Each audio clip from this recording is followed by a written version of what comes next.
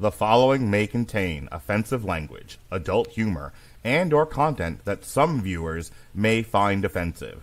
The views and opinions expressed by any one speaker does not explicitly or necessarily reflect or represent those of Mark Radulich or W2M Network. Please listen with caution, or don't listen at all.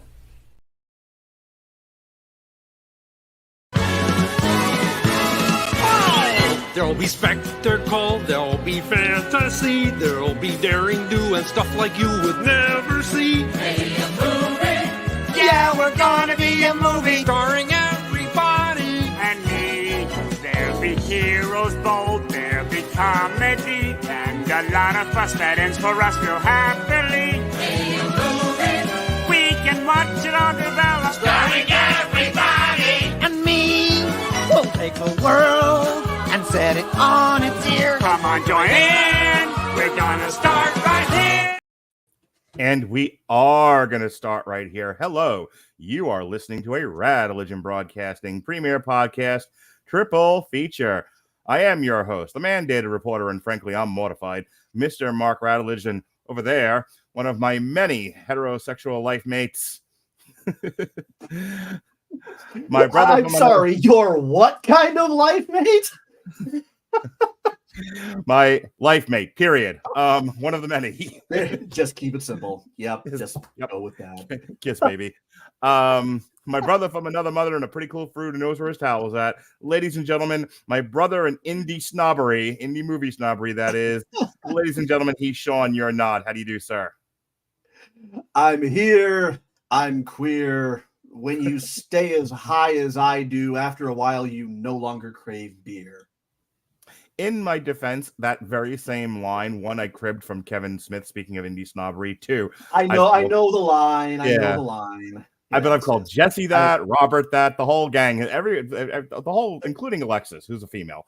You're all hetero life mates. No, I know. It's just that as far as I know, I'm one of only two queer, regular, semi-regular cast members. So the fact you would choose to bust that out for me is just, I'm sorry. It was giggly amusing. I couldn't resist. You're welcome. Well, folks, I promised on the marquee tonight, if you follow me on social media, that this was going to be the most up its own ass edition of Triple Feature we have ever done. Not since the night Robert and I ascended, the night Robert Winfrey and I got fancy, and my children brought me wine, and Robert wore a suit. And we talked Best Picture nominees. It was Nomadland, Mank, and The Father. Not since that night have we descended this far into indie movie snobbery. This is Triple Feature, the podcast where we do 20 to 30-minute short reviews, deconstructions on movies that are either on streaming services or just something with a theme to it. Sean and I have been doing director focuses for the past 6 or so months, where we take a director, we take 3 of his films that we want to talk about, and we dig into them, and none of which would necessarily meet the criteria for a full-on trial, and we wouldn't obviously do them on Damn You Hollywood because they're not new. So this is kind of where we get to just talk our favorite movies, or movies that we have a passion to talk about for one reason or another, and try to get out of here in an hour and 15 if we can make it. So tonight, the director in question is Jim Jarmusch. And I'm going to be honest with you. I'm going to show you how the sausage is made.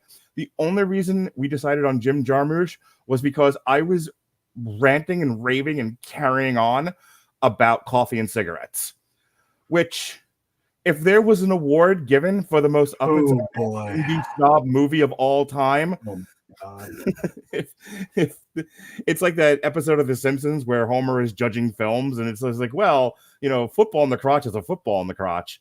It's like, it would be Coffee and Cigarettes. A little ways back, a little bit of history here. Sean and I did an on trial a few years ago for the movie Spun, because when Sean and I first started doing podcasts together, it was because of our mutual love of independent film. And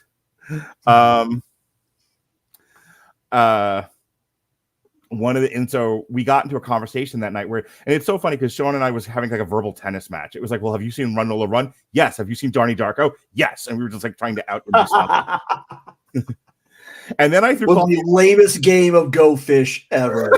This was the most. I'm going to use the phrase again. Take a drink every time I say it. It was the most up its own ass game of gay chicken you and I have ever played. So the Howard Stern fans will get that reference, and nobody else will know what I'm talking about. Let me put it to you this way: Mm-hmm. for those who have never braved the murky waters of the art house sea, if you're watching something, I don't care if it's in theaters, I don't care if it's on a rear projection TV, I don't care if it's on a flat screen, whatever. If you see the words "The Criterion Collection," the instant your optic nerve processes that credit, your head and your rectum will instantly develop opposed charges and will be instantly drawn towards one another. If you are a guy and you have ever been looking for the mystery ingredient to finally be able to huff your own dong, People watching, do they like these movies? I would say, and the answer is yes. I would strongly suggest just picking up the Chasing Amy Special Edition DVD. Once you will get about 90 seconds in, and you will have reached the promised land, my son or daughter or NB pal. So I say that out of. Go ahead. Sorry. I was gonna say I say that out of a sense of brutal honesty, but yes, since Mark actually pointed it out mid-gag, yes, we did actually, for the most part, like these movies. We got some notes for one of them. Well, I wanted to say, so how we got to Jim Jarmusch tonight, and I'm going to tell you who Jim Jarmusch is in just a moment. But at the height of kind of like my college days indie snobbery, like me and all the film bros, because as we all know, Sean, we are here to discuss cinema. There are people watching tonight. I'm gonna get a text message later going, "What the fuck are you two doing?" It's a gag. But yeah, Martin Scorsese. Thank fucking Scorsese. Yeah. Thank your Scorsese, kids. Thanks, Scorsese.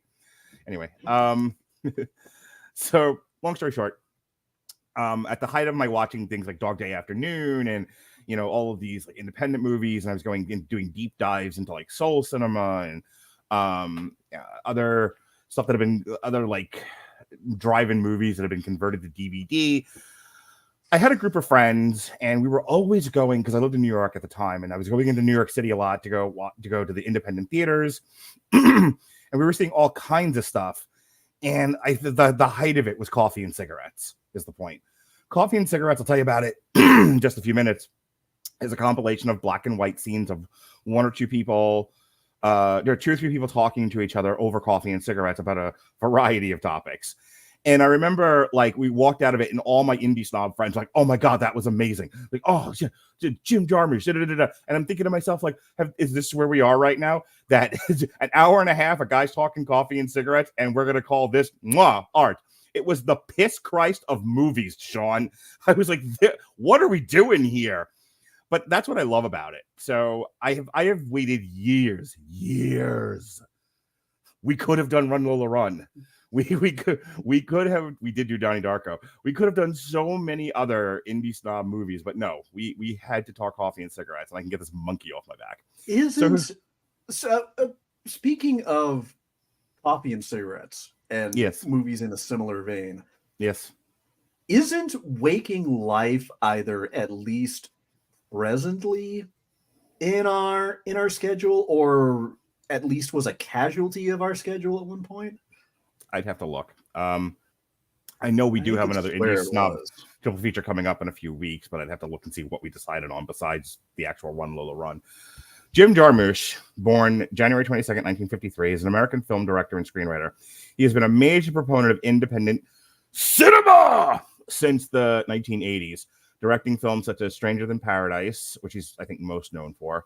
At least known as his career flourished. Now he's probably most known for The Dead Don't Die, only because it came out in 2019 and had Adam Driver in it. But Down by Law in 1986, Mystery Train in 1989, Dead Man 1995, Ghost Dog, which is the second movie we're going to talk about tonight, starring Forrest Whitaker, in 1999, the aforementioned Coffee and Cigarettes 2003, Broken Flowers 2005, Only Lovers Left Alive 2013, and Paterson 2016. Stranger Than Paradise was added to the National Film Registry in December 2002. As a musician, he's composed for his films and released 3 albums with Joseph Van Wondersum. So how much do you know about Jim Jarmusch? Because we kind of fell into this one also ass backwards. You and I were just kibitzing after one show, and we were having that whole Coffee and Cigarettes conversation. And then we were like, well, who did this? I was like, oh, that was Jim Jarmusch. And then this whole triple feature got thrown together. So how much did you know about him before I got obsessed with Coffee and Cigarettes? Oh, what do I know about Jim Jarmusch? That's an excellent question. And the answer is precious fucking little. Okay. I was familiar with him by name, mostly because in 1999, which was start of my junior year in high school, I worked for a few months at a movie theater. And one of the most persistent trailers that I remember us having going on a constant loop in the lobby was the trailer for Ghost Dog, Way of the Samurai. And I thought it looked kind of cool because it looked very dark and actiony, and me being a teenage edgelord, of course, that was good for at least a quarter of a chub, depending on the evening. And I remember reading, what was the name of the book? I remember reading Spike, Mike, Slackers, and Dykes. A history of. I once saw them open up for Metallica in 1989 at the Nassau Coliseum.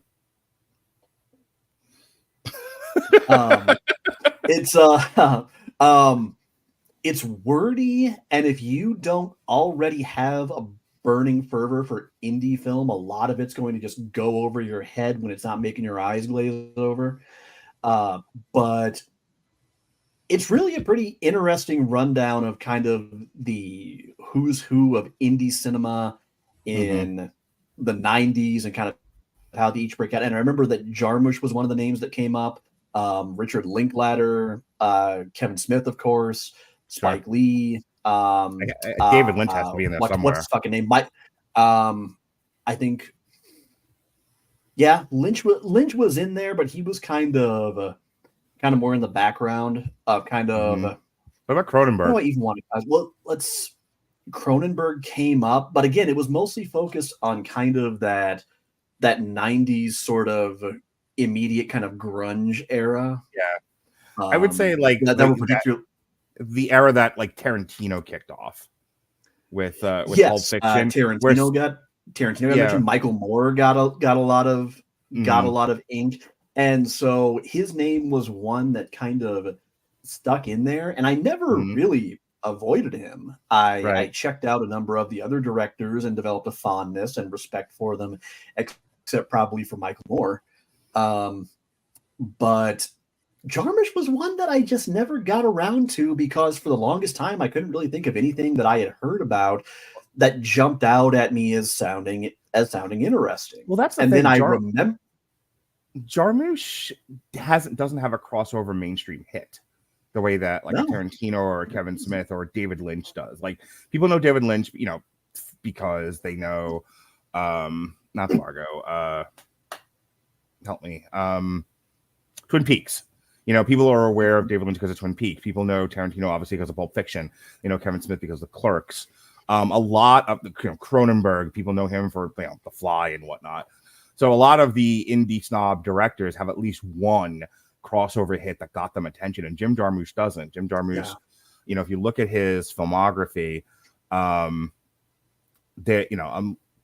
maybe if you were an adult in 1984, you knew what Stranger Than Paradise was, but none of the rest of these, I think, were huge crossover hits. They may have made money. I haven't looked that closely at it, but I will tell you the one movie that jumps out at me as having any kind of even close to mainstream appeal was Ghost Dog.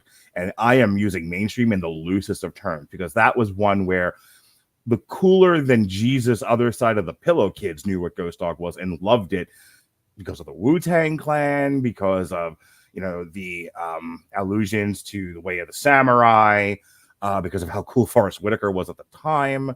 So like all of my cool indie snob friends liked Ghost Dog and talked about it incessantly.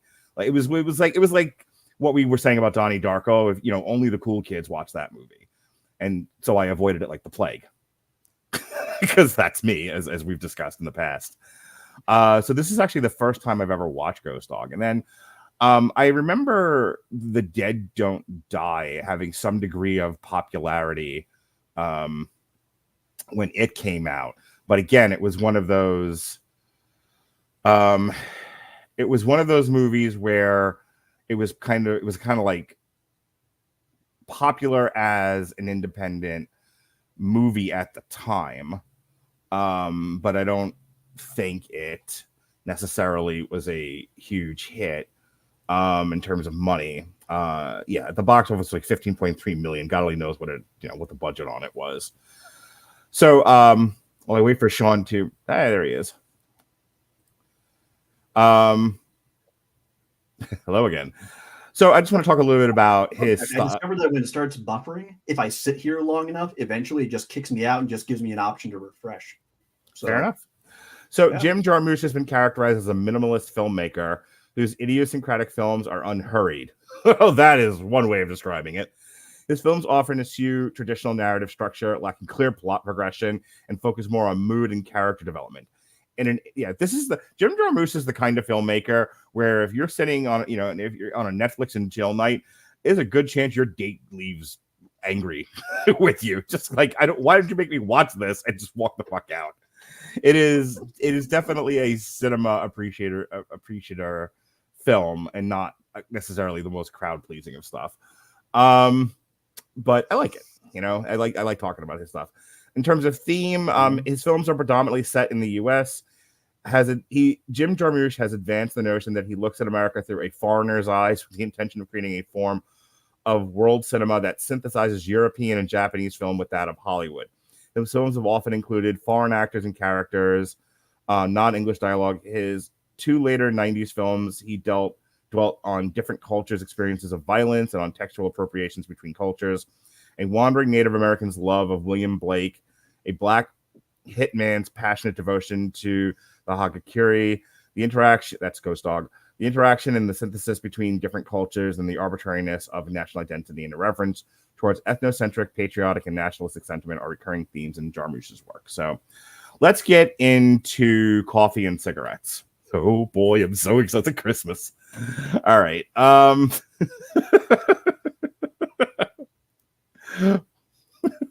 You're looking very like Victim of the Clockwork Orange here, sir. What's going on with you? I want to point out to everybody the ass backwards nature of the fact that Sober Sean was the one that yelled for 20 minutes about how much he hated Paranormal Activity 3 and Hellraiser Revelations. Mm-hmm. Self-medicated Sean is the one who's actually excited to sit here and have a measured but respectful conversation about the films of Jim Jarmusch.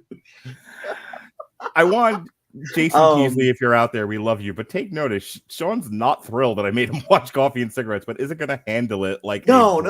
Okay, like a brat. Do not get my expression twisted. Mm-hmm. It's just that how there are people who will sometimes praise the writer of a movie or TV show or video game or even a novel or short story and just lovingly coo, they write the way people talk. This movie is why you think you want that. But you don't. You really don't want a movie. You really don't want to just sit there and just listen to 2 hours of small talk, because you will come away understanding why people like me would just would just as soon shove a Stanley Cup up their ass, being stingy with the lube, than sit there and make small talk for 2 hours. I don't want to Because get that's ahead of all it is. ourselves. I don't want to get ahead of ourselves, but the bit between Iggy Pop and what's his face? Tom Waits. Tom Waits had me laughing and simultaneously wanting to throw my shoes at the television. Okay. Because it is very much like if you've ever overheard the most boring conversation ever.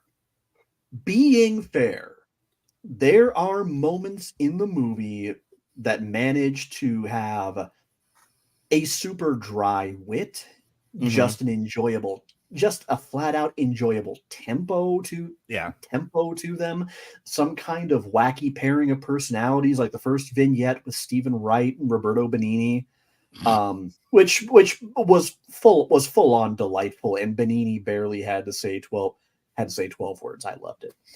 But the problem is, the distinction that I draw is, you take a movie like Waking Life, which is every centimeter as far up its own ass as Coffee and Cigarettes.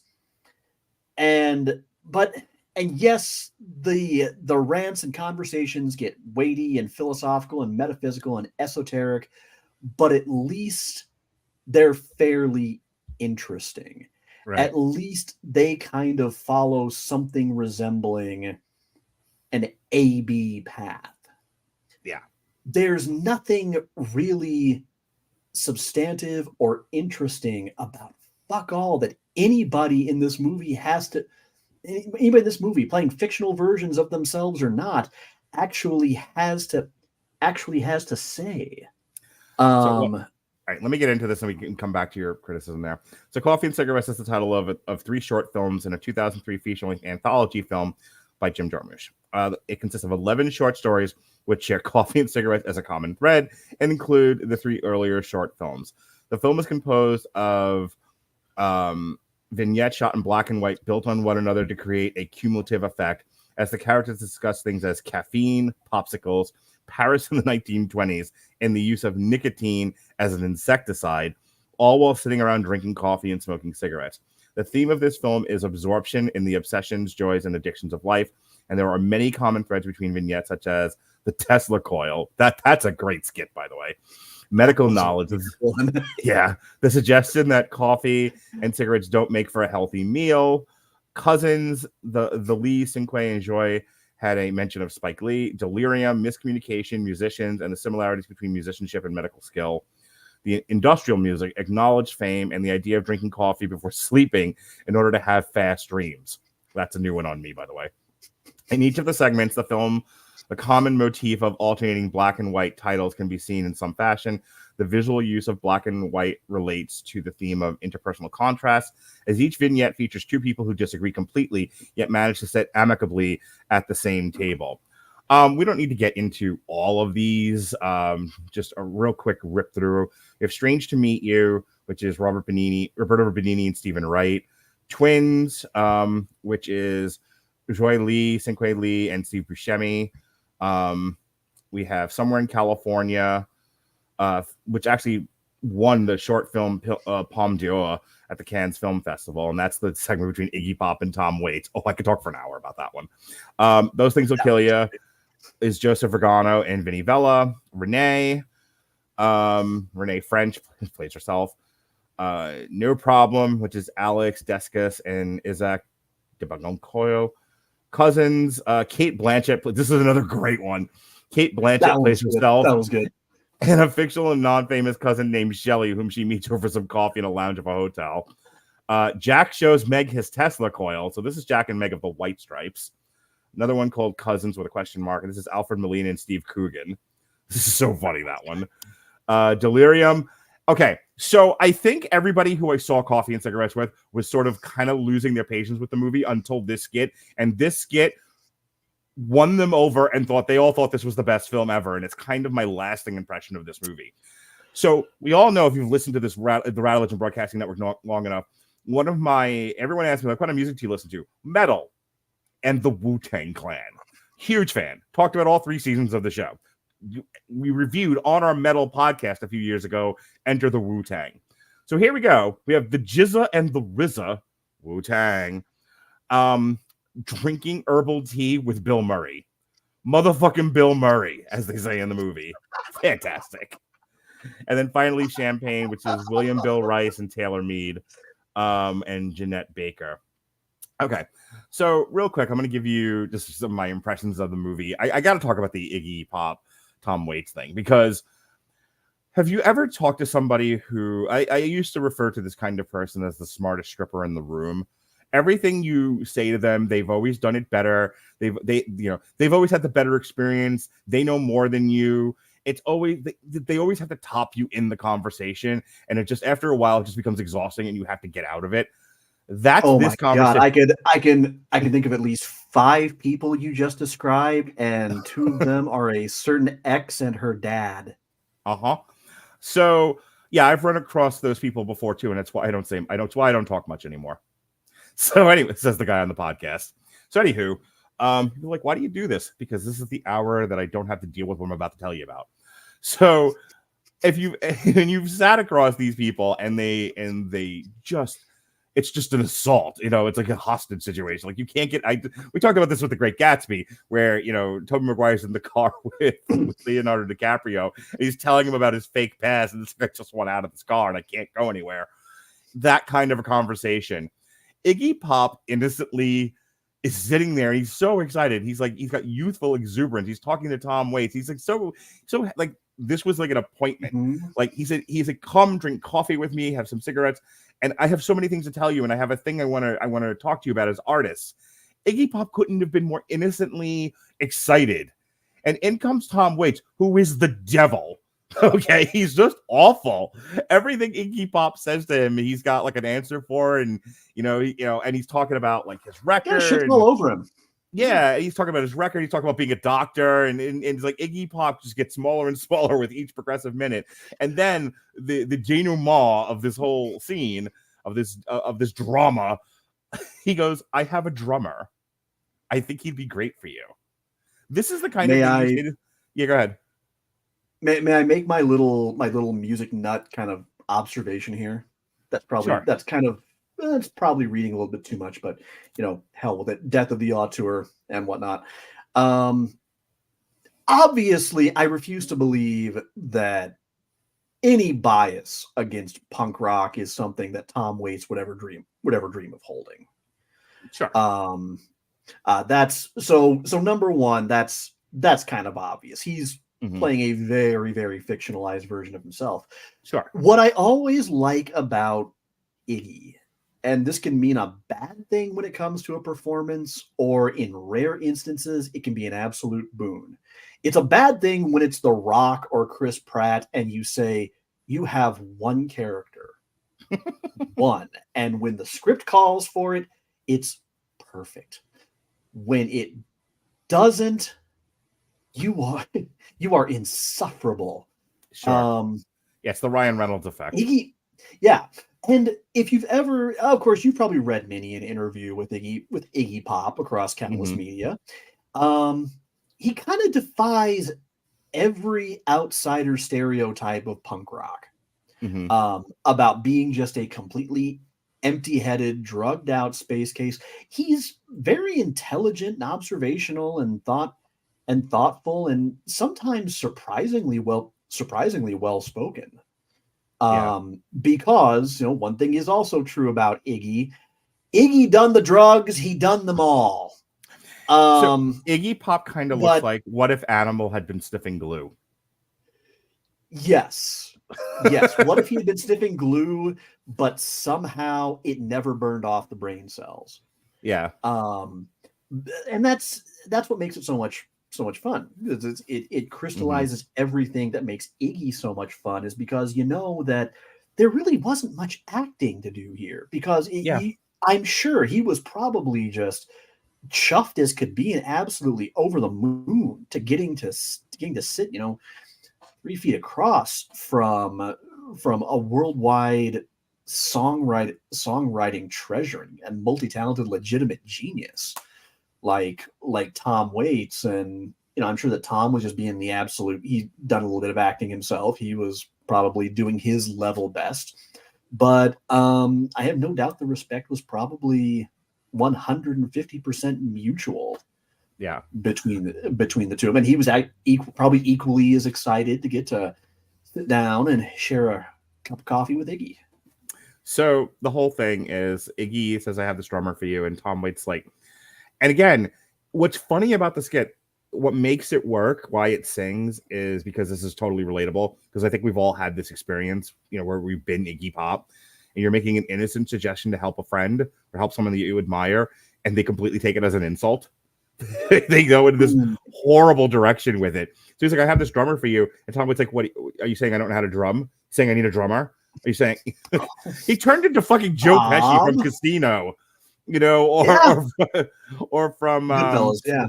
Goodfellas. It's like you ever watch Animaniacs where they of course. make fun, the Good Pigeons, where every Goodfellas, gag in the Good Pigeons was, are you saying I'm short? Are you saying I got none of feathers? All right. Then they all fight. It was that moment. Like Tom Waits, like, he doesn't quite get to Joe Pesci levels, but he's definitely, but Iggy Pop's just like, what the fuck? like I'm trying to help you. I'm trying to do a nice thing here. And you're like taking it way the wrong way. And then in the saddest thing I've seen since My Girl, where Macaulay Culkin gets stung by the bee, poor Iggy Pop has to just leave. He's like, I have to go now. Utterly defeated. Like the youthful exuberance is gone. He's like a 2 or 3 minute sketch. But he's like a husk of himself by the time this is all over. And just leaves with his shoulders slumped. He's like, I'm going to go. And Tom Waits, utterly oblivious. Just narcissistically, utterly oblivious to what he's done to this poor man. It's like, oh, why do you have to leave? You invited me down here. Like, don't you want more coffee and cigarettes? Iggy Pop's just like wanting to throw himself into traffic at that point. It was kind of the way I felt when Steve Coogan kind of big dicked Alfred Molina. You want to talk about that real quick? Yeah, just so the setup there is Alfred Molina finds out he's related to was it Coogan? Steve Coogan. Steve Coogan. Yeah, he calls Steve Coogan, and it's another call to meet and have coffee and cigarettes. And this is also Alfred Molina can tell him that we're related, and he thinks that's cool. And Steve Coogan could not care less. Go ahead, Sean. No, and that's pretty much it. He pretty much, and Molina just kind of has this plan where he wants to take this thing and he wants to pitch it so he can get to, because he sees a window to possibly work with this fellow performer that he's madly respectful of. And of course, again, like I said, Coogan basically big dicks him. He little brothers him, puts him off. Right up until even gets the poor man's name wrong. Right. Right up until Molina has to step away to legitimately take a call from Spike Jonze. And they're just making small talk. He happens to say Spike, comes back to the table. Coogan thinks that it's Spike Lee, which has him initially kind of impressed at first as well. But then he corrects him on, no, it's Spike Jonze. He's actually been a friend of mine for quite some time. We're a couple of big hiking enthusiasts, me and Spike. And all of a sudden, Coogan is the one who is just the doe-eyed fangirl. And Molina just absolutely shuts him down. And as graciously as possible, kind of lets him know, no, you kind of fucked the dog on this one, and I'm not letting you off the hook for it. I'm not going to let you forget it. Cheers. And off he goes while Coogan is just kind of just sitting there, just a stewing. So it's very British, it's very dry, and it is very, very delighttul. All right. I could talk forever about some of these other sketches. Each one could use another hour-long breakdown, but so we can move on to Ghost Dog. Because we did all of this, and now it is, and now the time has come, Sean, to talk of better things. Wu-Tang Clan and motherfucking Bill Murray. Again, everybody around me is laughing hysterically at this because you have the Jizz and the RZA who in a movie called Coffee and Cigarettes, because they have to run up and down staircase, are just like, no, coffee's bad for you. We're going to drink herbal tea. And I don't know if you've ever had like an idiot in a bad situation ridicule you for your life decisions, but like that's this scene for me. It's the Jizza and the RZA lecturing the audience about bad decisions and to not drink coffee, and like they are the old wise men with all the wisdom dispensing it in this scene. And then in walks Bill Murray, and it all stops, and they just like stand in awe of him. And Bill Murray is what we love about Bill Murray, and we've talked about this in other movies, is his like deadpan delivery, his almost, devil may care attitude. Like he's obviously a very skilled actor and comedian, but he pulls off I don't give a shit like nobody I've ever seen before. And so Bill Murray is there, and it's so funny. They try to pull his rap card. They're like, Bill Murray don't know the Wu-Tang Clan. No. And Bill Murray's like he's as they used to say back in my hood, he's dropping science on him. And they're like, all right, Bill Murray knows his hip hop. He was like, of course I do. Like you can't stump Bill Murray. And then it's so funny because he's like working there. He's working there as a waiter, and Bill Murray is very much like, and don't tell anyone I'm here. I do this to clear my head or whatever it is he says about it. And they're just like, that's so cool. Bill Murray just has a job as a waiter just because. It occurs to me that there's a whole generation out there right now that's coming of age and does not share our generational kind of concurrent familiarity and fondness for Bill Murray. So for those of you who are students of the game, who love Groundhog Day, who love What About Bob, Ghostbusters, Stripes, early SNL, all of it, I'm not talking to you. Shut up for a little bit. But to kind of explain Bill Murray to someone who's never seen a really great Bill Murray movie, the best explanation I can make is Bill Murray. Caddyshack is kind of the one movie I can think of where he really hard played a character. Yeah. Carl Spackler is the exception, not the rule. In every movie he's in, Bill Murray is Bill Murray. And somehow maybe The Patient in Little Shop of Horrors. Some fucking how there is a subtle magic where Bill Murray is playing Bill Murray, but as you're watching your favorite Bill Murray movie, you have forgotten that you're watching Bill Murray. I don't know how he does it. I can't watch anything Chris Pratt is in without recognizing that it's Chris Pratt playing Andy Dwyer for the 24th time. I can't watch anything Dwayne Johnson is in without it being The Rock is stuck in a board game. The Rock is a nanny. The Rock is ruining Doom. With Bill Murray, I can forget that it's Bill Murray. Can I, real quick aside? I don't know how he does it. When we did the triple feature, focusing on the Oscar nominees a couple of weeks ago, and one of them was Maestro, and Robert and I both said we can't not see Bradley Cooper even when he's wearing Jew face. It's like I can't. All I hear is Rocket Raccoon, and all I see is Bradley Cooper, and no matter what Bradley Cooper does. Yeah, I would also throw out there the way, and I'm going to credit Robert for this one, the way Charlie Hunnam sounds perpetually exhausted trying to mask his British accent. Oh my God, have you sat through Sons of Anarchy? We'll talk later. I've sat through the entire series, my friend. We just did season 2 on Monday, as a matter of fact. So anyway, sort of wrapping up our discussion of Coffee and Cigarettes. Yeah, the Wu-Tang Clan and Bill Murray is fucking hilarious. The White Stripes conversation, that's another like highly relatable one, because here we have a boy who's very, very excited about his toy, and he wants to show it to the girl, and the girl could not be fucking less interested, but she doesn't want to hurt the boy's feelings, and so the boy shows her the toy, and she points out that this is the toy is broken, and you need to fix it by doing this. And now everything that the boy thought was cool about the toy isn't cool anymore, and he scurries away, having been emasculated by the girl. Raise your hand if you haven't been through that. I would also point out that's very much just Jack and Meg kind of being Jack and Meg.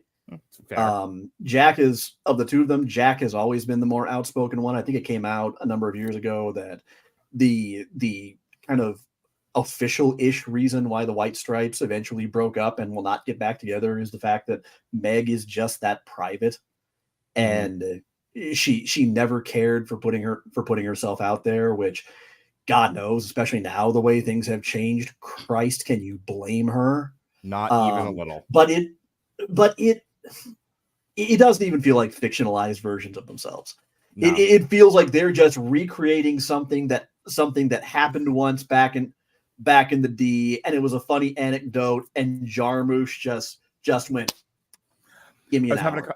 It was a girl that I was talking to, and I follow her on TikTok, and I happened to notice that she was live on TikTok, which never even occurs to me to do. As much podcasting as I do, I've never once thought I should go live on TikTok or Instagram for that matter.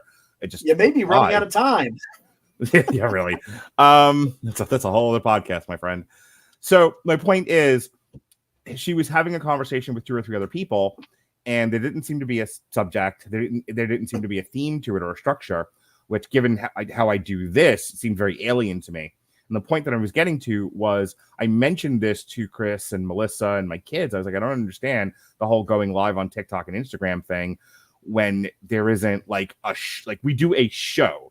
You know, we plan a show. This is like, believe it or not, it's 2 guys talking, but there are elements to this that make this a structured show. And that wasn't what I was watching. I was watching, literally, it looked like just 2 people having a conversation. They just happened to be broadcasting it. And Chris goes to me, he's like, how the fuck long have you been on TikTok? I'm like, a couple of years now. He's like, that's all TikTok is. And then Melissa shoots back at me. Stuff, yeah.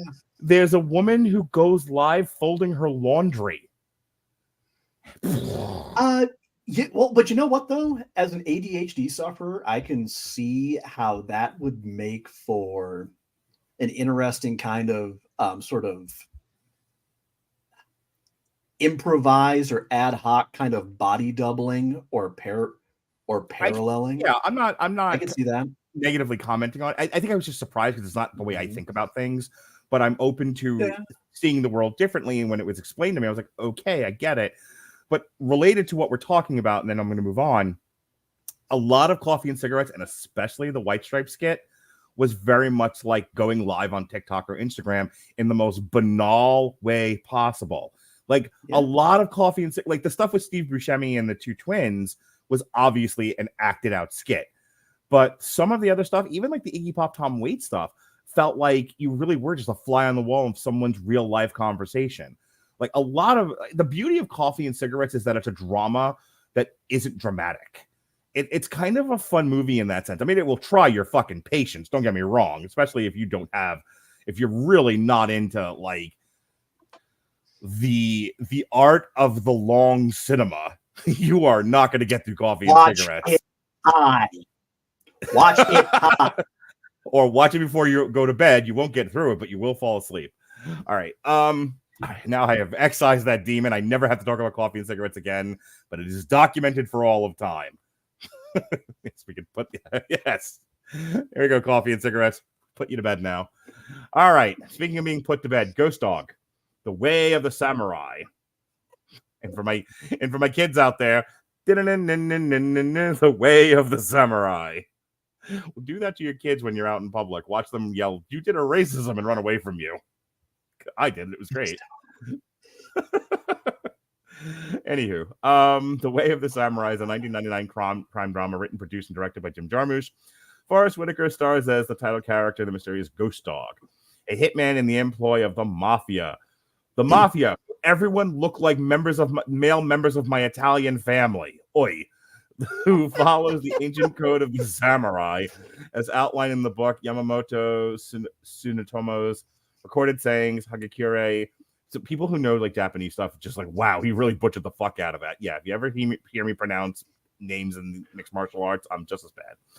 The cast also features Cliff Gorman, Henry Silva. Somewhere in Canada, David Wright's right eye has developed a twitch, and he has no idea why. He's busy rocking his baby to sleep and trying to not annoy his wife. Victor Argo and Camille Winbush. An international co-production between the U.S., France, Germany, and Japan. The film premiered at the 1999 Cannes Film Festival, where it competed for the Palme d'Or. The film opened to largely positive critical reception, with several critics noting similarities between the movie and Jean-Pierre Melville's 1967 film The Samurai. It was nominated for both an Independent Spirit Award for Best Feature and a Caesar Award for Best Foreign Film, on a budget of $2 million. Yeah, folks, if you really want to make a movie, you don't have to do it with the $2 million to $3 million, $100 million fucking Marvel budget. You get $2 million and make yourself a tidy profit, because this one did. On a $2 million budget, it made $9.3 million. It was nominated also for the Grand Prix of the Belgian Syndicate of Cinema Critics as well. It was also nominated Best Feature at the 16th Independent Spirit Awards. I think I may have mentioned that already. So I'm not going to kill the podcast dead with a long plot synopsis. Basically, Forrest Whitaker is a kind of weird hitman for the mafia. He's given a job. In the job, he ends up killing a made man. And so the mafia's like, well, you can't kill made men. Yes, but that was the job. Don't bother me with details. And so they're like, all right, we got to kill the hitman. And so following the way of the samurai, Forrest Whitaker. Oy, could you imagine though? Forrest Whitaker. That took me a second. It took me a minute too, because I kept doing it. Like my brain fucking was on buffer. Coming to a future podcast, who would win in a fight, Ghost Dog or Anderson Silva? Next season on The Ultimate Fighter, coaches Forrest Whitaker and Forrest Griffin. Forrest Whitaker. I don't know why I'm here. Anywho. So Forrest Whitaker, staying one step ahead or two steps ahead of the mafia every step of the way by following the code of the samurai, just gets the drop on all of them in every fucking scene. Finally kills a whole bunch of them. His handler, he kind of shoots in the shoulder. And eventually, despite their best efforts, they are never able to kill Forrest Whitaker. It's a really simple movie. It just takes forever to get through. So what's great about Ghost Dog, because don't go by my plot synopsis. It's actually a really good movie. Is there are many elements that make a good movie. There are many legs on the stool that hold up cinema and make it wonderful. It doesn't always have to be the plot. There's performance, there's tone, there's theme. There's all kinds of elements that make a film great. And while the plot is fairly simple and the actors are not particularly pleasant to look at, again, everyone looks like Grandpa Mike in this movie, except for Forrest Whitaker. What's great about it is, one, Forrest Whitaker has an outstanding performance as he presents this character that has this, this warrior sensibility and temperament. There's a couple of scenes where he interacts with a child and they're very warm and soft, and his grim, violent demeanor floats away. He has one friend. They always have one friend in these movies, and this one friend is a French-speaking ice cream man, and he doesn't understand a fucking word he says. But it's weird how the bonds of friendship can form even when the language you can't understand what each other is saying. So the guys are speaking French and Forrest Whitaker is speaking English, and they don't understand each other, but they're awesome together. It's really fun. It was an interesting way of doing that in this movie. A lot of the conversations between the mafia guys, I mean, we've all seen mafia movies, and they range from the awesome to the stupid. This one, again, very much like Coffee and Cigarettes, at times feels like what this might look like if it were real life.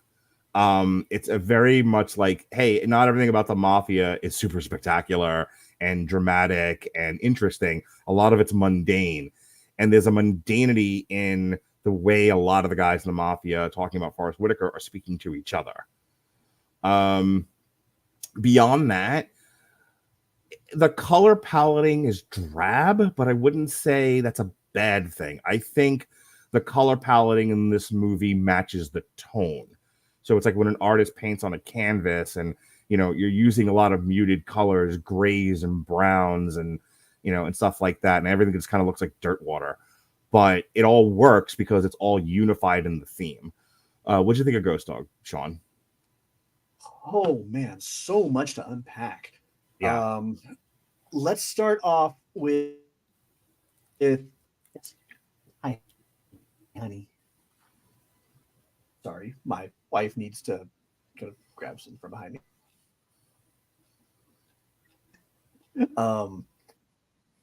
The needle drops are absolutely immaculate. Soundtrack is rife with lots of Wu-Tang goodness. Every track feels like it was tailor-made to, like it was Taylor's the singular thing that's kind of holding your attention. The performances I think are outstanding, especially Forrest Whitaker in a very almost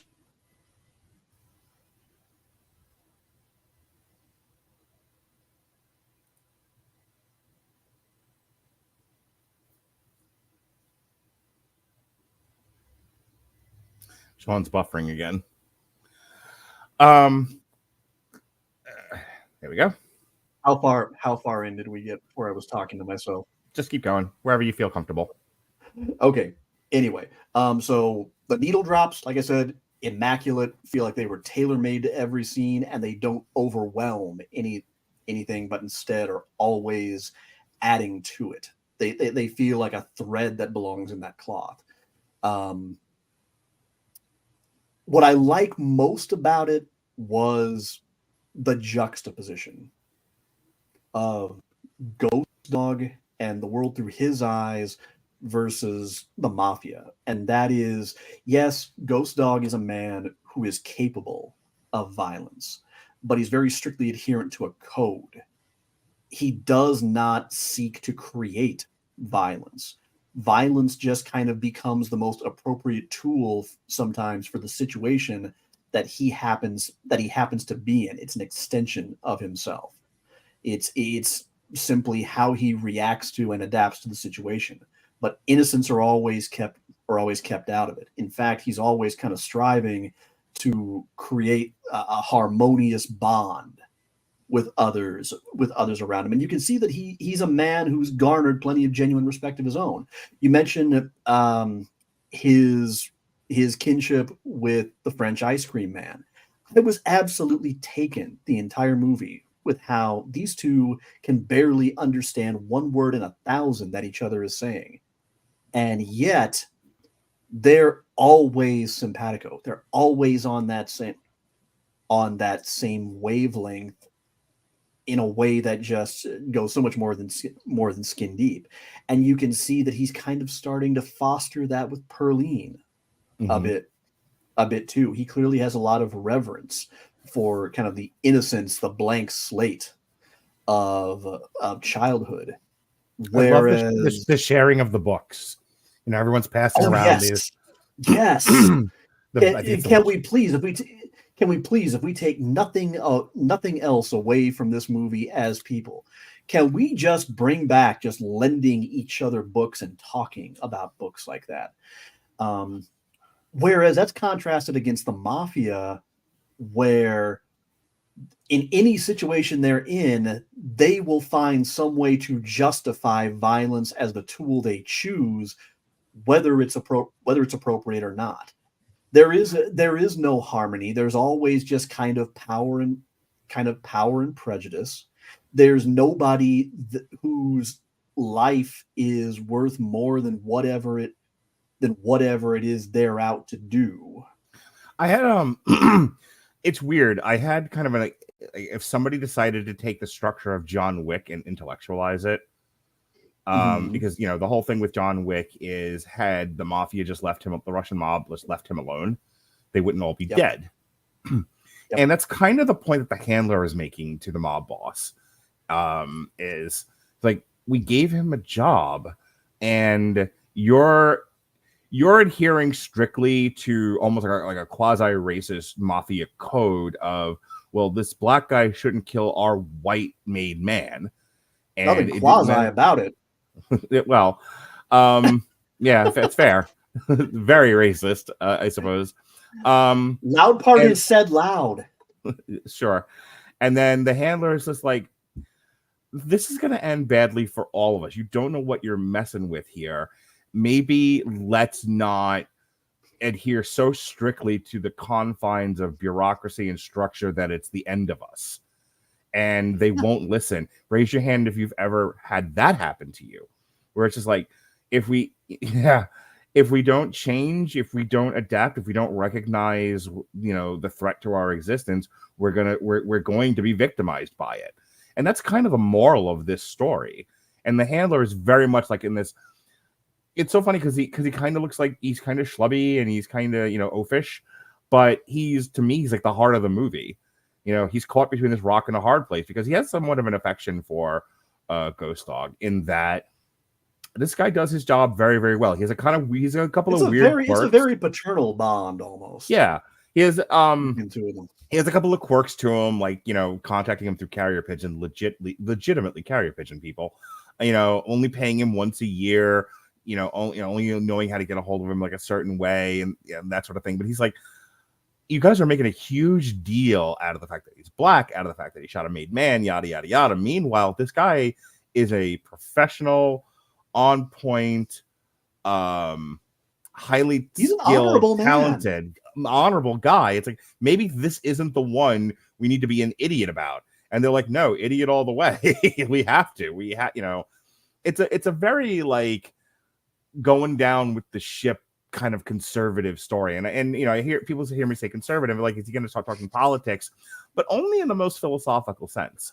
Because I explained this to my children recently, because we were talking like, well, what is liberals and what is conservatives? What is progressivism, etc. And I said, leaving out the issues of the day that kind of define them and maybe sometimes wrongly define them, conservatives are people who are the most comfortable and the most dedicated to keeping things as the same as possible for as long as possible. Liberals and progressives are the people who philosophically welcome change, and and as much change as possible are willing to welcome a new way of seeing things. And neither one of them is inherently bad.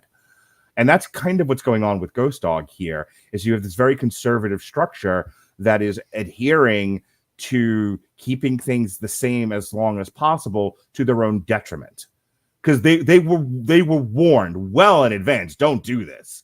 Don't irk this guy. He doesn't deserve it, and he's going to kill us all. And they're like, no, the way it is the way it was, and always, it's the Brett the Hitman Hart philosophy. The way it is, the way it was, the way it always will be. The movie has a very episodic structure. In fact, I will flat out say I think it's a crying, screaming, shitting its diaper shame that this movie is all but forgotten nowadays, and yet Pulp Fiction gets positively masturbated over by one generation after another of film bros. Because in defense of Pulp Fiction getting masturbated on, they do fuck Ving Rhames in the ass. I mean, come on. Okay, fair. But the whole point being is that, and this is where I kind of beg to differ with your pacing issue with the movie. I feel like it's paced fantastically because the scenes and the interstitials and the moments, or the scenes and the moments, are kind of broken up into almost their own serialized vignettes by these little interstitials that is Ghost Dog reading from Hagakure. In fact, for a decent part of the movie, that's the only time we hear Ghost Dog speak. Anytime he's on screen, he's not saying anything. The only thing we actually hear is just him reading this ancient Japanese samurai philosophical text.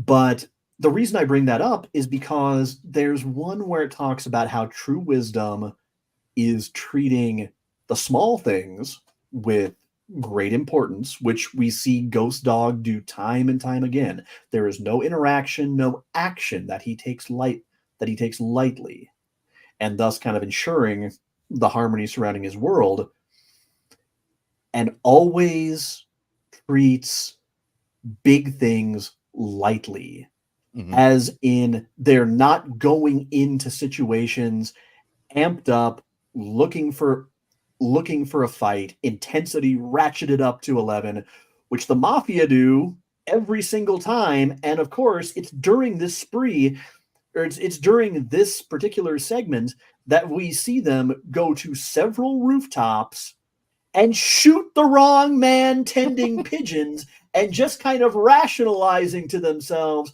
that it was probably the right thing to do anyway. Yeah, there's a very, like, I wouldn't say subtle, but subdued overt racism. Like, that's like an oxymoron, but that's really what it is. It's just like it's a dehumanizing look at African Americans to be like, we don't know which one it is, but they're all the same anyway, so just kill the one in front of you. Yeah. And on the one hand, yikes. On the other hand, yeah, that's how they think. That's how some people think. It's horrifying. But yet again, how many black men have you met who look like Forrest Whitaker? That's fair.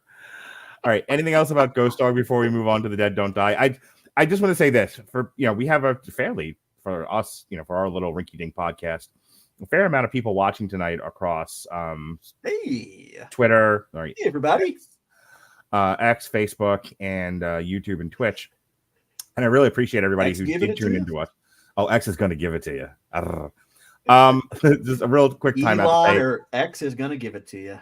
For those who tuned into this weird podcast of all the stuff that I've done, first of all, thank you very much. Very much appreciate it. I very much enjoy, people coming and checking this out and staying with us for as long as we did. We maintained the audience for the length of this so far.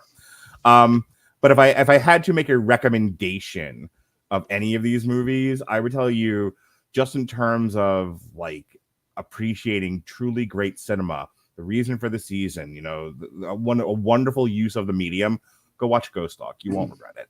You might not get it, but you won't regret it.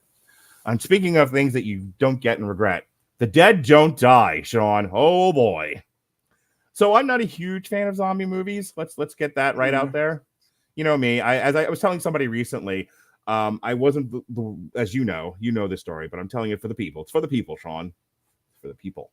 I was not a huge fan of horror. I had night terrors as a child, and little things like even like the Rankin and Bass animation style would scare the piss out of me because everything looked like ugly piles of laundry.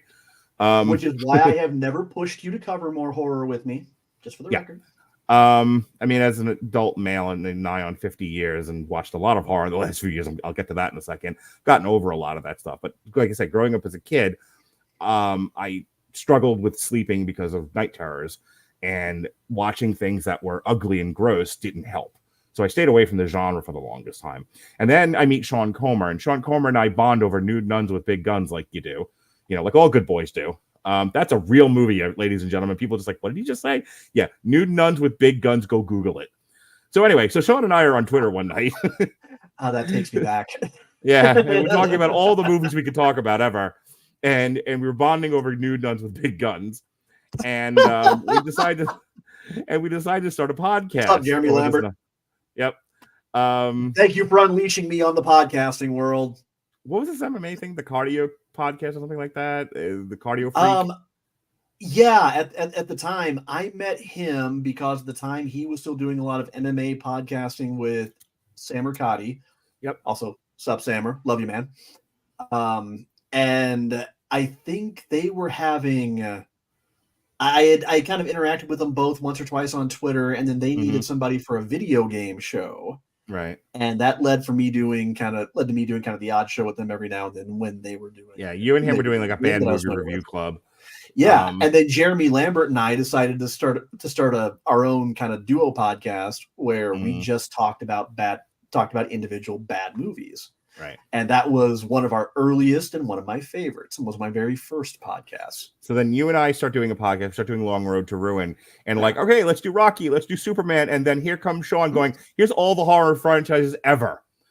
Like, that fucking first year, what a gauntlet I had to run. It was like Scream, Paranormal Activities, and then I would go have a kid occasionally, and then you and Robert would do Nightmare on Elm Street or Saw, a kid or a cruise, something like kid, that. Yeah, the early years of the Radulich and Broadcasting Network, it was podcast, kids, and cruises. There's a lot of that going on. Yeah. So anyway, so I came late to the zombie genre, as it were. And I don't like a lot of them. I find a lot of them to be kind of boring, kind of the same shit over and over and over again. But I will watch them, I will review them, I will talk about them, and I will give them a fair trial. And I have to tell you, I said this to you off air, and I'm going to say it for the people. The Dead Don't Die in a neck-and-neck race for my favorite zombie movie ever with Shaun of the Dead. And it's because it goes against structured and tropes in terms of the average zombie movie. Also, I'm a big fan of deadpan and subtle, especially in a genre that tends to be over the top and silly and gorehoundy and, you know, rip your guts out and throw it at the camera. And The Dead Don't Die is a masterclass in how you can take a silly, over the top, gory genre and make it artfully subtle. It's kind of like you're taking out kind of like a biker chick to a fancy steak restaurant, and she just acts like a princess, just the daintiest princess. And you're like, how did this chain smoking, motorcycle riding, goth, heavy metal listening, black haired raven girl come to this restaurant and just act like Cinderella? That's my impression of The Dead Don't Die. I've always said for 41 years, the people that I have felt the safest and most secure and most relaxed around have been the people that my parents pretty much begged me throughout my childhood to stay away from. Yep. All right. So what is The Dead Don't Die besides my cute euphemism about goth girls? The Dead Don't Die is a 2019 American absurdist zombie comedy film written and directed by Jim Jarmusch. It features an ensemble cast of Bill motherfucking Murray, Adam Driver, who is not a star. Just wanted everyone to know that. Yes, you may know of him, and he was in a Star Wars movie or two, but for that man, not a draw. I have the numbers. Chloe Sevigny, sorry, I had to get that rant out of there.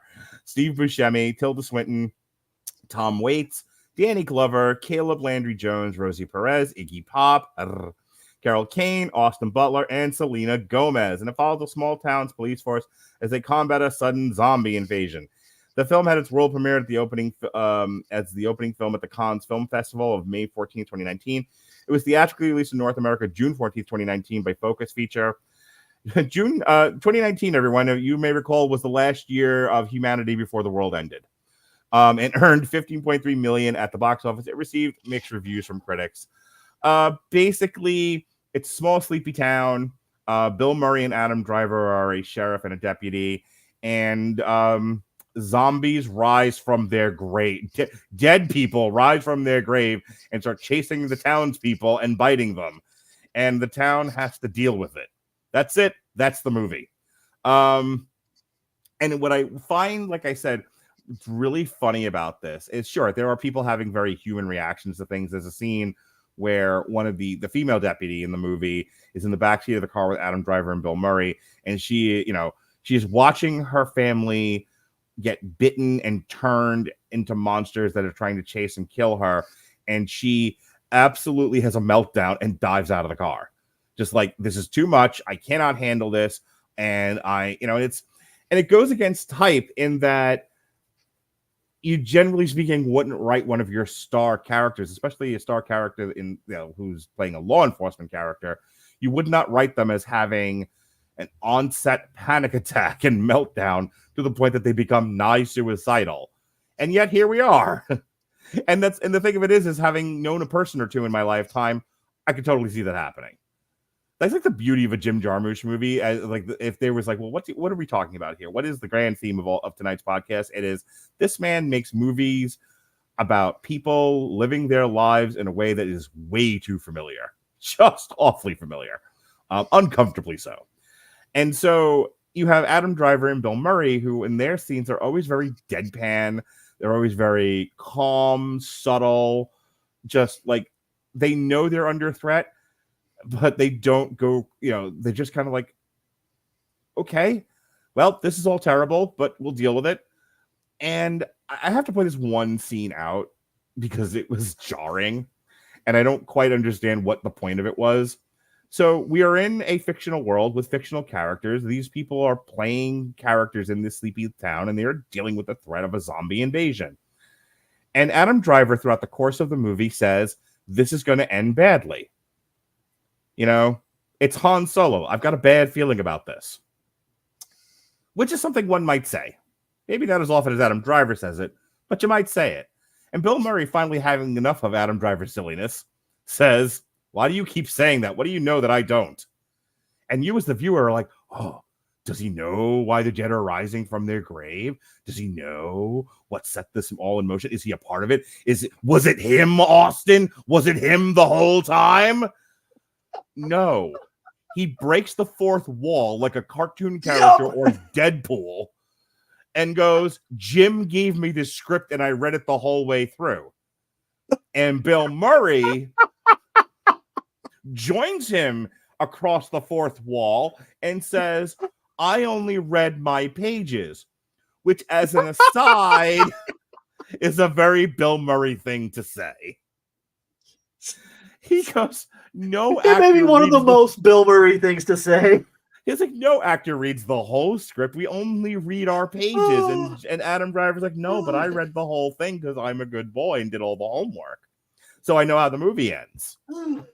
And Bill Murray, in the cinematic version of blinking twice, as I often tell people, what are you going to do with this patient? I'm going to blink twice at him, and then I'm going to put him on suicide watch.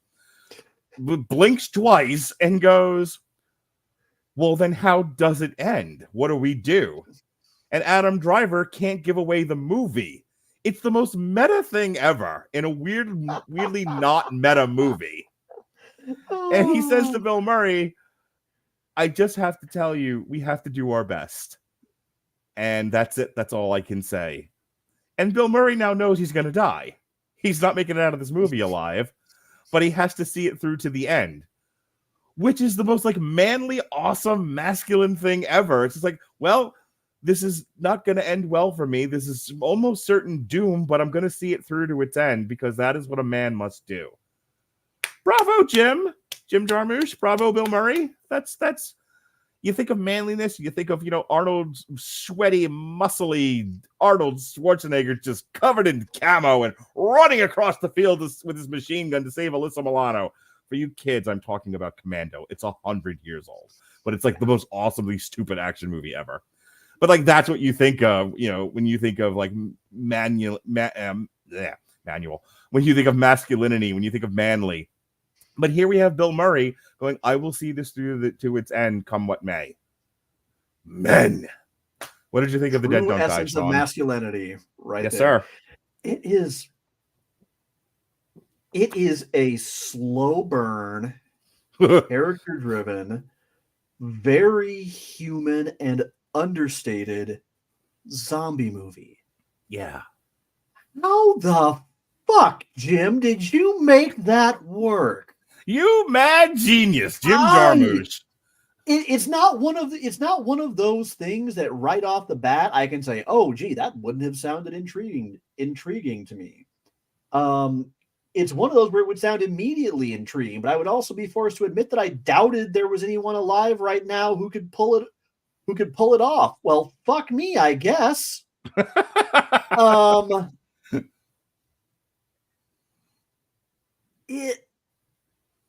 It's almost like you could have played that for me, played guess the director, and I probably would have had.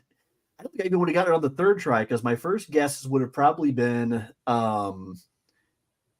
Edgar Wright, David Lynch. Can I interrupt you? Really quick and say this feels like if somebody like cloned Edgar Wright but raised him in America. This is the film he'd make.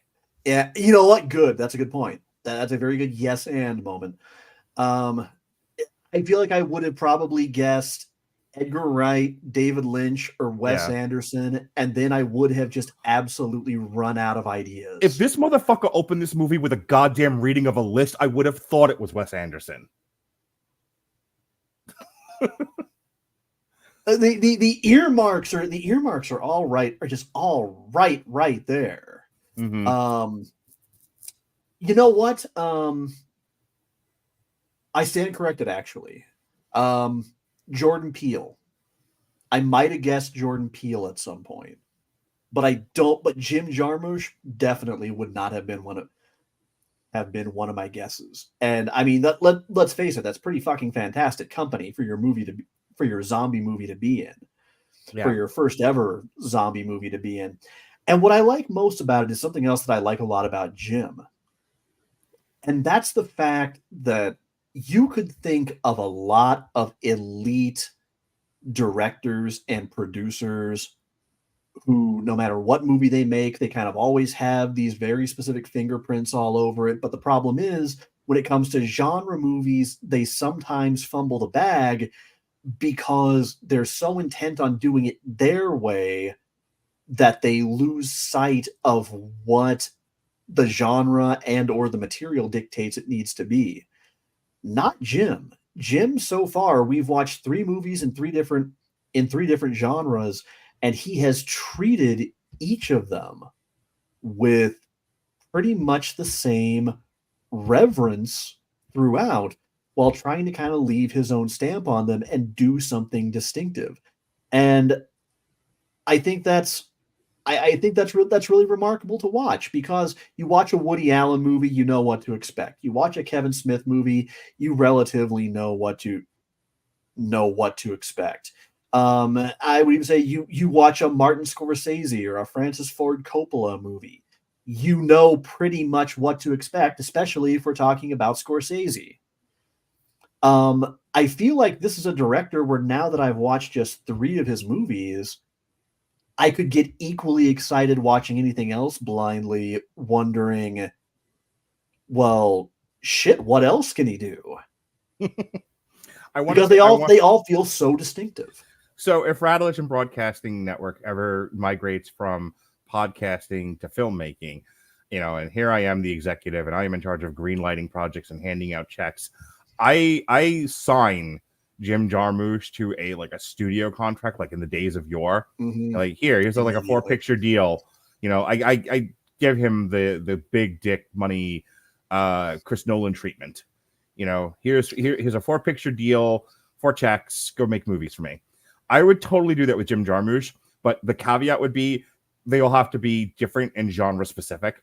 Like, okay, now make Star Wars. I want to see Jim Jarmusch's Star Wars. And then I want him to make a Western. Give me a Jim Jarmusch Western could be so good. Right. It would be like this weird combination of like Deadwood and Blazing Saddles. I think he would do a hell of a job with The Dark Tower. Yeah. Well, he couldn't do a worse job than the movie that did come out. The Idris Elba one. Ugh. Yeah, ask Robert. It's terrible. Anyway, I think Jim Jarmusch's take on different film genres would be fascinating and lovely. Just sugary fruit. It'd be, it's like, oh, this is a nice touch that you did with something that's kind of good for you. So anything else about The Dead Don't Die? I loved it. I loved all 3 of these movies, but for different reasons, because it sounds like, if you listen to the beginning of the podcast, like, does he hate them? No, I love them. I just understand. But I understand, like, they're not crowd pleasers. Like, these are not the Avengers movies. These are movies for people who like to think about movies. And you're either one of those people or you're not. And I'm not commenting on which is good, bad, or indifferent. I'm just saying it is what it is. And as somebody who dedicated the last 20-odd years of his life to deconstructing film and talking about it in a public forum on social media, these movies are very much for me. And they're very much for Sean. Mm-hmm. Even if he didn't like Coffee and Cigarettes. I don't care. It's for you, Sean. Coffee and Cigarettes is for you. I mean, my take on them is that Coffee and Cigarettes is the movie that people are thinking of when they mock independent cinema. Yeah, totally. It 150% is.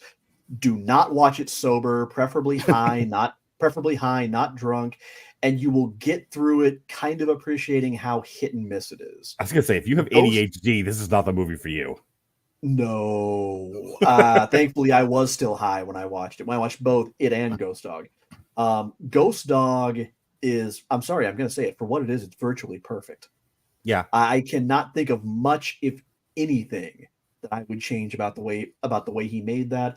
It is a surprise entry among my favorite films, and I'm talking up very near the top of it. It's one of those movies that, because, like I said, because all the indie snobs loved it, I ran screaming from it because I'm that guy. And it's one of those now I regret like having an attitude about it because it's like it deserved. Sometimes the indie nerds get it right, and sometimes, yeah. And then finally, like I said, The Dead Don't Die deserves better than it got. It deserved to make more money. It deserved more marketing. This deserved a bigger platform than the one it was given. It didn't deserve to be an indie movie. It deserved to be appreciated by the masses, because I think this comes as close to a crowd pleasing. It comes as close to a crowd pleasing mainstream movie as anything Jim Jarmusch has done in the past 20 years.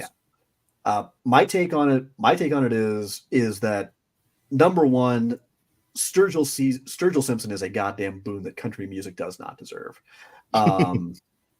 And number two, it's not only a fantastic movie in its own right, it also holds the special distinction of being an extremely watchable, fun, enjoyable horror movie to watch with people who are very skittish or hit and miss about horror. It's a great. This movie is downright gross at times, but it's weird. It's one of those where, like, I say it's gross, but it's not like Nightmare on Elm Street 3 puppet scene gross. It's nothing that's going to hit as, put to you this way, if we're comparing zombie movies, there's nothing in there that's going to hit as hard as the unrated cut of Zack Snyder's Dawn of the Dead. Yeah. Which by the way, just for perspective's sake, one of my favorite horror movies, and I contend to this day, the only categorically great movie Zack Snyder has ever made. My advice would be make at least a double feature out of Ghost Dog and The Dead Don't Die, and maybe surf the rest of his catalog and pick something else out. Just maybe either avoid coffee and cigarettes entirely, or just think very hard about what kinds of movies you enjoy. The last thing I'll say about The Dead Don't Die, and I'll keep it very brief so we can kind of wrap all this up, is initially it might be a little bit off-putting when you know what kind of movie it is and you get through especially the first few scenes of it. Chalk that up to something not being what you expected, but with the knowledge that you need to give it a chance before you decide that you like it or you don't, whether you think it's good or it's bad.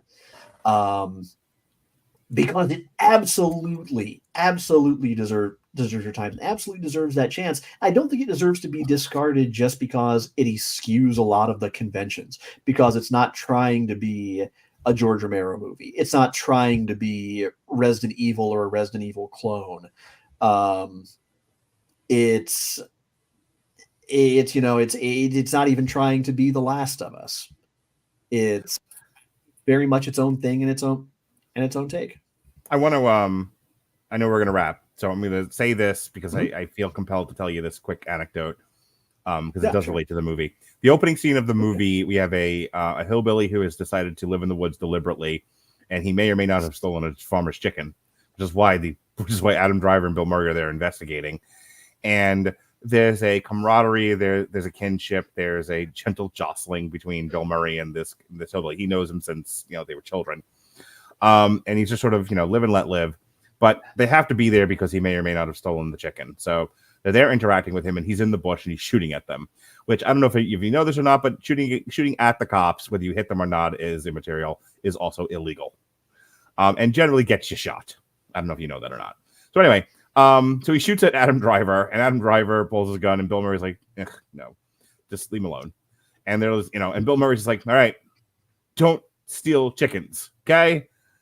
And Adam Driver's like, he shot at us. We have to arrest him. And Bill Murray's like, it's fine, leave him alone.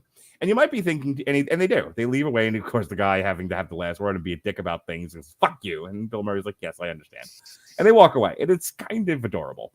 But it got me thinking about years ago. So I work with law enforcement. I'm a mental health professional that works with law enforcement, and there was an incident where an old drunk who frequently gets arrested showed up on the doorsteps of where I work, and some of the younger law enforcement people were very much reacting to his behavior at the time. But the sergeant that I worked with knew this guy for years. And, you know, it was what we like to call a frequent flyer. And she's like and generally speaking, if somebody acts out in this particular area, they will get dogpiled on. But this guy having, the same behavior, the same tenor, the same everything, and they are ready to pounce, and the sergeant goes, "Leave him alone, he's fine, I know him." And he turns to her, he's like, Ma, I need a sandwich. It's like Leonardo DiCaprio in the Basketball Diaries. "Ma, I need a sandwich." Just drunk and hungry. And she's just like, "We need to get you through the process. Give him 2 sandwiches." And they're like leading it. It's like the joke about George Bush being a bear being led around by a handler. "Bring the meat, let's go." And like, it's the same kind of thing here. It's like, give him sandwiches and get him through this. and so again, Jim Jarmusch, whether he realized it or not, sort of tapping into that familiarity that there sometimes can be between the community and law enforcement. That's really nice and something worth holding on to, and it was nice to be reminded of that, especially with the current perception of law enforcement being just short of the Gestapo. So, boy, this is the second time this week I've either directly referenced or at least kind of pointed out from 100 yards of the defund police movement. I'm not a fan. Anywho, I'm not a fan of defund the police is the phrase that pays here on the Radulich Broadcasting Network. So that is the end of our show.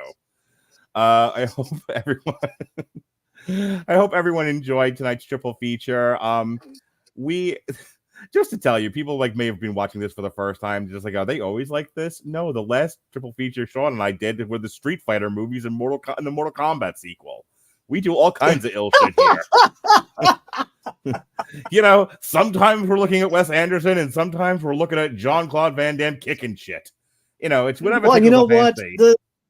The nice thing about the indie films, and even a lot of the director folks is we're always going to have material. We're always going to have somebody new that we can kind of take a look at writ large. So if you enjoyed Sean and I tonight, I do a bunch of different podcasts. That's why it's the network and not just all podcasts. We have Damn You Hollywood that looks at the new movie of the week, which is next week. This will be Ghostbusters Frozen Empire. We have On Trial, which is me or Sean or me or Pat or me or somebody looking at one old movie and kind of doing the Lincoln Douglas debate over the merits of said movie. Usually it's a shitty one, and there's me in the position of defending it and Sean trying to tell me I'm on drugs. But the last version of that we did was The Great Gatsby, which stretched us both as reviewers because it was really hard to come up with bad things to say about The Great Gatsby, which is always also kind of a fun show. That the Baz Luhrmann version, if anyone's interested. But occasionally on Trial, where we debate the merits of movies, we compare and contrast old movies versus their remakes. And oh boy, next week, assuming everyone shows up, it'll be myself, Andrew Graham from Calgary, and Sean Comer, talking Roadhouse. Yes, the Patrick Swayze Roadhouse versus the Jake Gyllenhaal Roadhouse, which came out today as we are recording this. So we will do an on-trial. Nice. Yeah, we will do an on-trial civil court edition comparing, this is what we did with White Man Can't Jump last year, myself and Jason Teasley, comparing the old Roadhouse to the new Roadhouse, and that'll be a week from tonight. The next triple feature that Sean and I are doing, yes, actually, we did leave it on the schedule. April 4th, speaking of indie movies, we're just looking at a smattering of indie movies, just ones we wanted to talk about. There's no other connection to them than that. We're looking at Waking Life, Run Lola Run, and Marriage Story, speaking of Adam Driver. Let's see if I can get through Marriage Story without, joining a jihadi movement. And there you have a look into my psyche and my personal life these days. So that's what's going on there.